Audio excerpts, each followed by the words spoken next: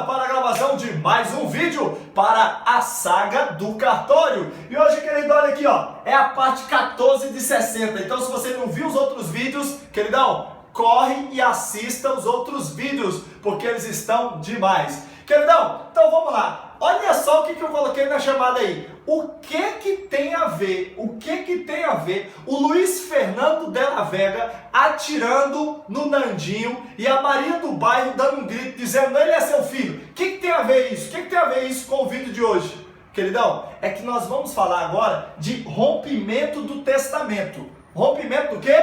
Testamento. Rompimento do testamento. Paulo, e o que é o rompimento do testamento? O que é o rompimento do testamento? O que ele poderia ter, Paulo, a ver com o Luiz Fernando atirando no Nandinho e a Maria do Bairro gritando que o Nandinho era filho dele, embora ele não soubesse? O que tem a ver? Vou te mostrar. Queridão, primeira coisa que você tem que saber é o seguinte. Ó, rompimento do testamento é a perda de eficácia. Repete comigo aí. É a perda de eficácia. Repete. É a perda de eficácia do testamento por conta de uma das hipóteses previstas, ou no 1973 do Código Civil, ou no 1974. O testamento vai perder sua validade por conta do que está no 1973, ou ele vai perder por conta do que está no 1974. Quando ele perder nessas hipóteses, teremos o rompimento do testamento, que é o quê? Perda de eficácia. Ele deixa de valer, não será aplicado, ok? Querido, olha só, já volta aí pro caso do Luiz Fernando atirando no Nandinho, Maria do Bairro. Olha só, querido, vamos imaginar a seguinte situação. Olha só, o Luiz Fernando, personagem lá da Maria do Bairro, ele foi até o cartório e fez um testamento, ok? Foi até o cartório e fez um testamento. Tranquilão? Contemplou lá no testamento a Soraya. Você lembra da Soraya que judiava bastante da Maria do Bairro? Ele fez um testamento contemplando a Soraya. Perfeito? Até aí tranquilo? Então tá. Ele fez um testamento, só que ele fez um testamento sem saber que ele tinha um filho. Sem saber que ele tinha um descendente sucessível. Sem saber que ele tinha um filho. Só que no dia que ele foi atirado no Nandinho, sabe o que aconteceu? A Maria do Bairro deu um grito. Luiz Fernando! Luiz Fernando, não faça isso! Ele é seu filho, ele não é meu amante, Luiz Fernando! Ele é seu filho, ele não é meu amante, ele é seu filho! Não sei se você sabe, Luiz Fernando descobriu, no dia que ele atira no Nandinho, que o Nandinho era filho dele, não amante da Maria do Bairro. Olha só que coisa louca. Que legal. Ele descobriu que o moleque era filho dele. Então, naturalmente, ele vai passar a gostar do filho dele, aquela coisa toda, bonita, romântica, aquela coisa de novela mexicana. Só que a Soraya, naturalmente, que já tinha sido contemplada no testamento, vai ficar como uma cobra esperando ser contemplada por todas as benesses que o Luiz Fernando fez para ela no testamento. Tá contando os dias para ele morrer, inclusive. Queridão, só que tem um detalhe. Nesse caso, quando Luiz Fernando descobre que ele tem um descendente sucessível que não conhecia, nesse caso o testamento está rompido, ele perdeu eficácia. Esse testamento não poderá ser executado. Por que não? Por que não? Querido, pelo seguinte, diz o Código Civil no 1973 que será rompido o testamento se acontecer isso aqui, ó. Pela sobrevinda de um descendente sucessível, nesse caso era o filho, né? Filho dele. Descendente sucessível, poderia ser um neto também, mas nesse caso foi o filho, o meu exemplo. Sobrevinda de um descendente sucessivo que não o tinha ou que não o conhecia. Ó, não o tinha é um filho, vamos imaginar, um filho que nasceu depois do testamento. Que não tinha um filho que nasceu depois do testamento, ok? Agora, que não conhecia é o típico caso do Luiz Fernando. Ele tinha um filho, que é o descendente sucessivo, mas ele desconhecia. Ele não conhecia esse moleque.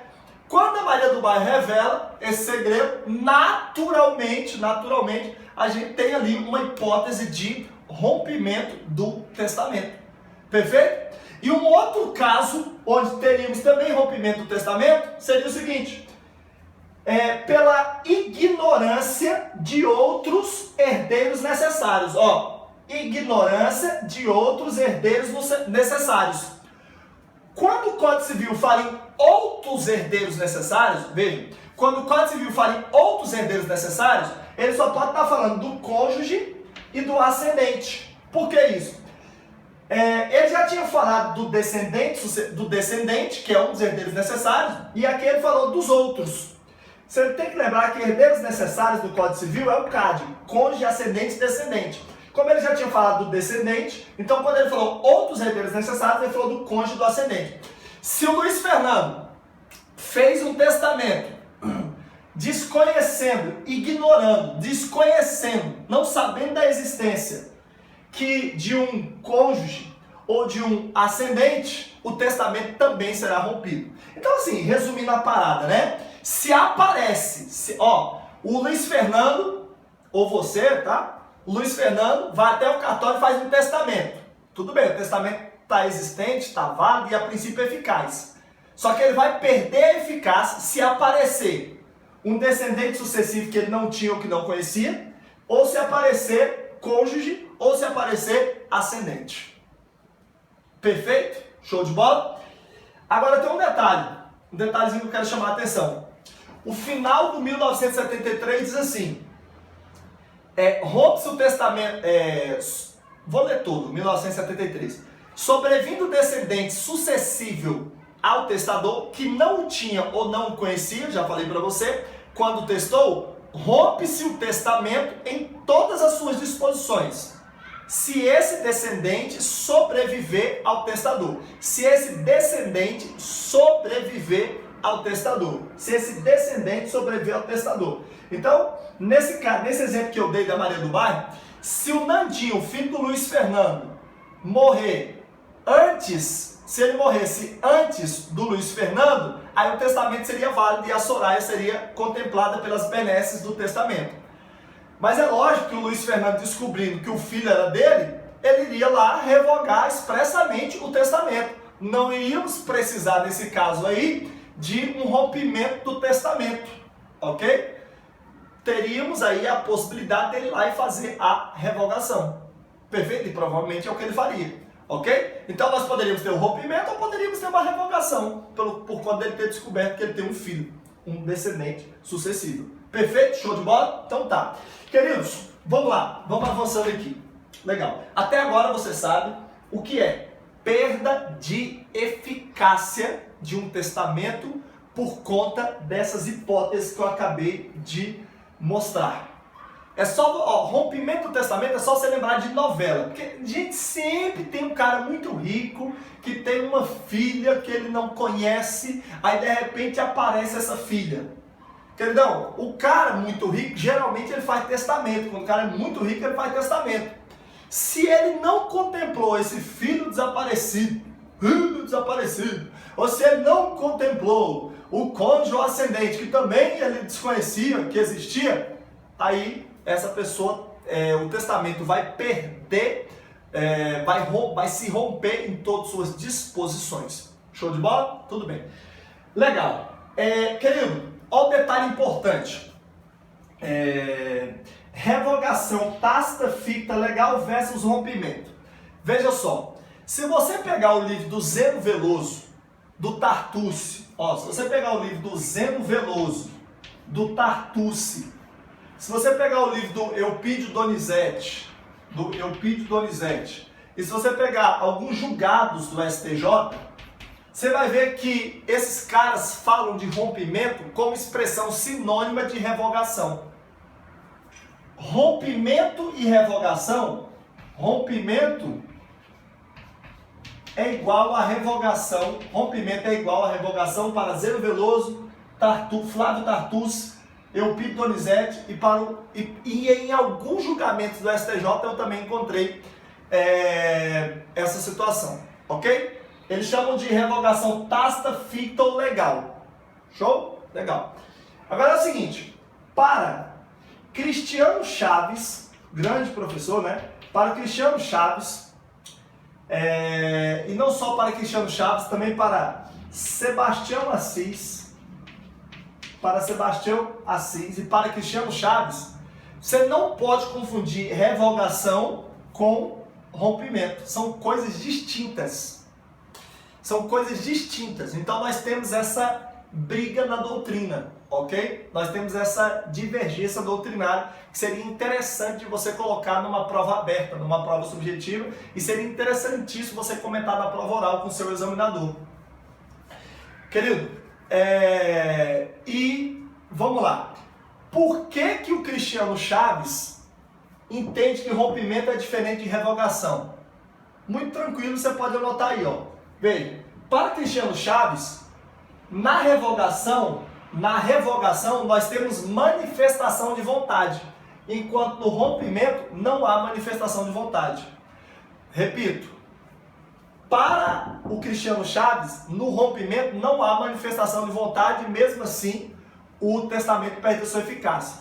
Já na revogação, ok? Na revogação tem manifestação de vontade. Então essa é a diferença. Na revogação tem manifestação de vontade e no rompimento tem manifestação de vontade. Não tem manifestação de vontade. Essa é a diferença para Cristiano Chaves. E me parece que o Código Civil, Cristiano Chaves comenta isso, me parece que o Código Civil está com Cristiano Chaves e Sebastião Assis. Porque se você analisar, você vai perceber que lá no livro 5, que é o livro das sucessões, o Código Civil trata, o Código Civil, olha que coisa interessante, o Código Civil trata no capítulo 12,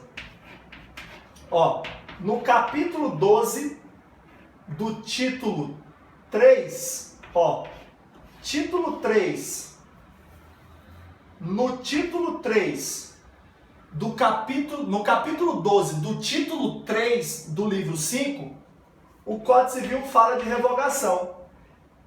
E logo em seguida, no título 3, no capítulo 13, o Código Civil fala de rompimento. Rompimento e aqui revogação. Então, se o próprio Código Civil fez um capítulo para revogação e outro capítulo para rompimento, é porque o Código Civil queria fazer distinção entre revogação e rompimento. Talvez fosse essa vontade de Miguel Reale.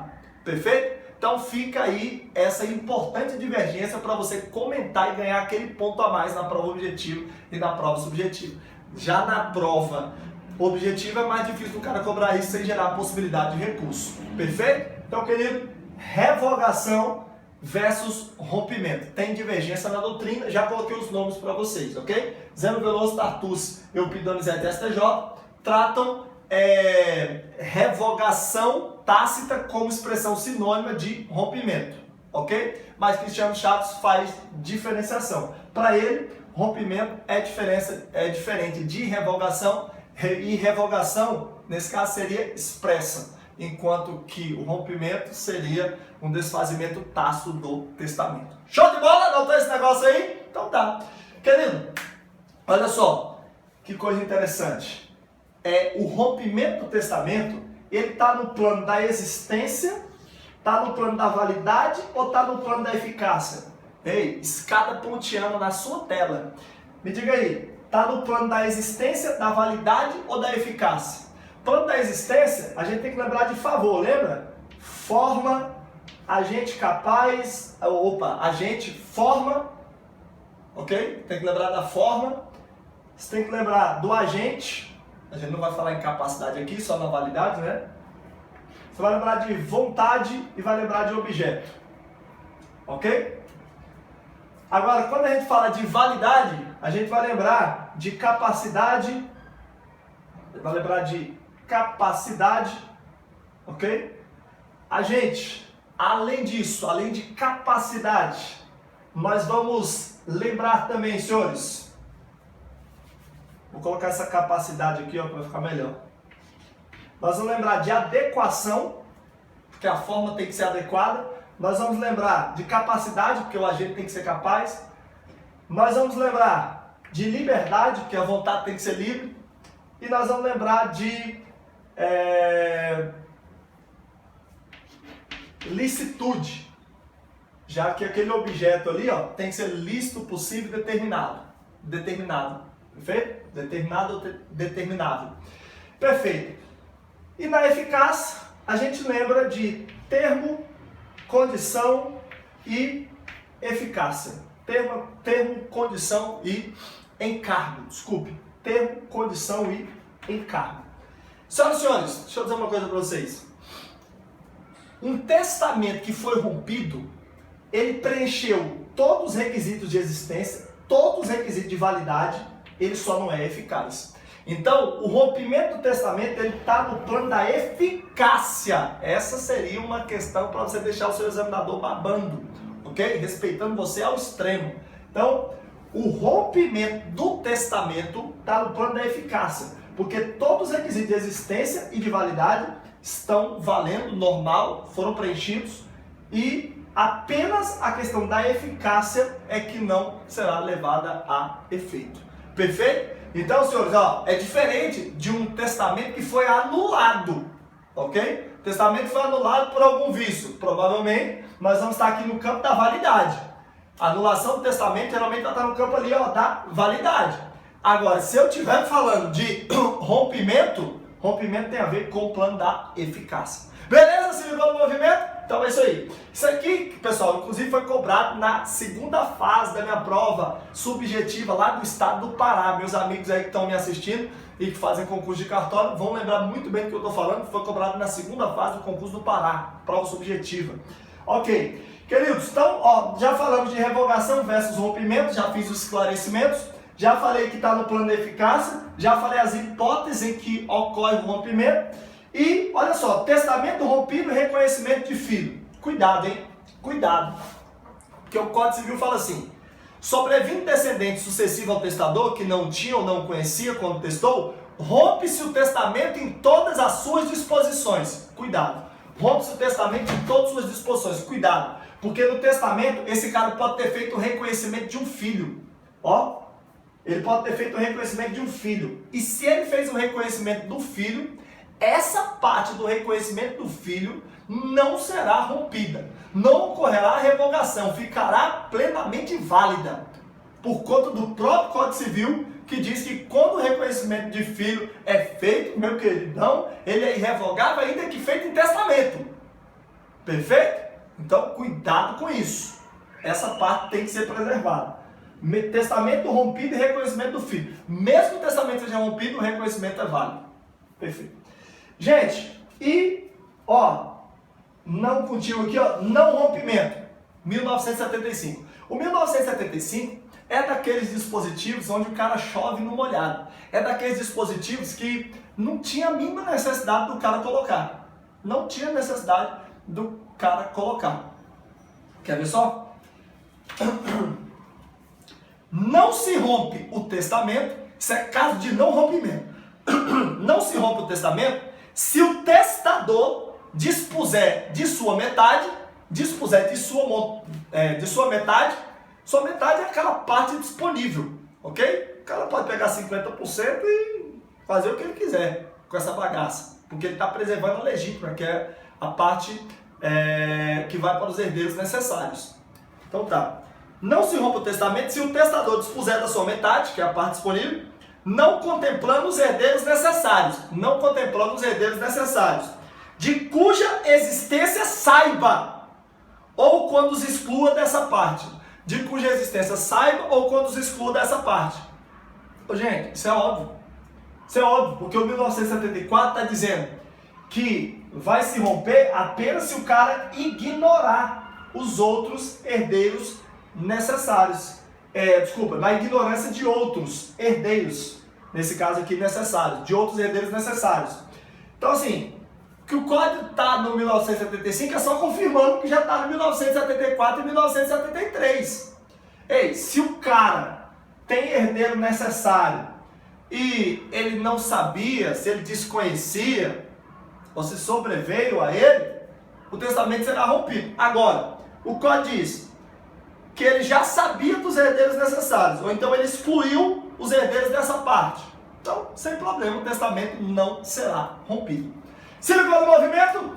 Então é isso, querido, sobre rompimento do testamento. Espero ter esclarecido para você rompimento do testamento. Então, em poucas palavras, seria o seguinte: o que é rompimento? É a perda de eficácia do testamento por conta dessas hipóteses previstas no 1973 e no 1974. Quais são as hipóteses? Sobrevinda de descendentes sucessivos que não o tio não conhecia, caso do Luiz Fernando com o seu filho, ou então ignorância de outros herdeiros necessários, que nesse caso vai ser cônjuge ascendente. Queridão, nós vimos que há uma discussão na doutrina, tem gente que entende que rompimento é a mesma coisa que revogação, tem gente que entende que rompimento é diferente de revogação, já falei sobre esses caras aqui.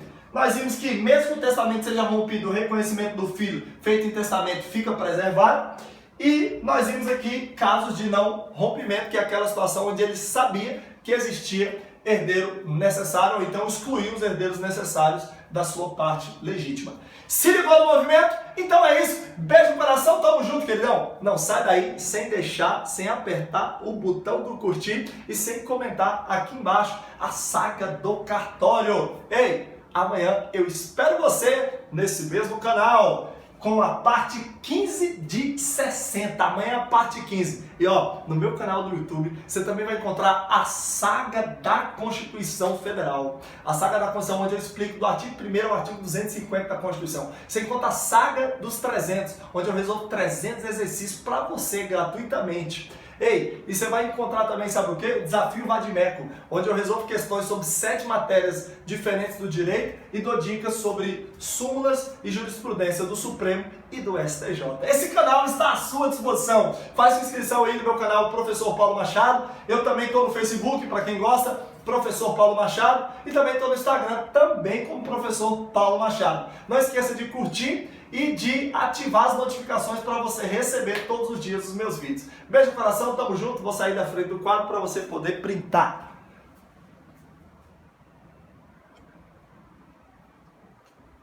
Então é isso aí, galera. Beijo no coração, tamo junto.